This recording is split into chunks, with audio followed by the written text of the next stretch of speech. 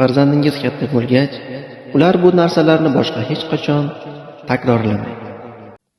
Farzandlar katta bo'lgach, uxlab turgach, sizning yoningizga quvonchli yugurishlar to'xtaydi.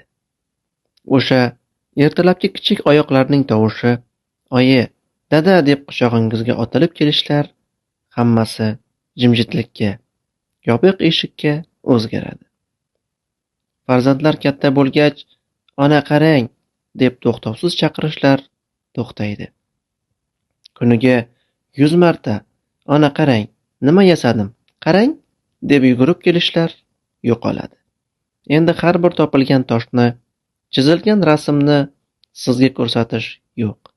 Ularning dunyo qarashi sizga asta-sekin begonalashib boradi.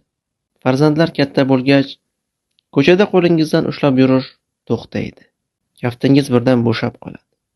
Ular shunchaki qo'yib yuborishadi. Sizni sevmasliklari sababli emas, katta bo'lib qolganliklari uchun.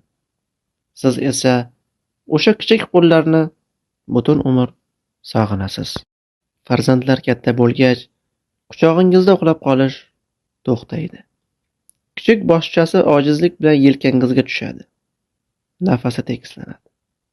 Ular kattaroq bo'lganda esa, bular faqat sizning xotirangizda qoladi xolos. Farzandlar katta bo'lgach, bugun nimalar bo'ldi deb so'rashdan to'xtaydilar.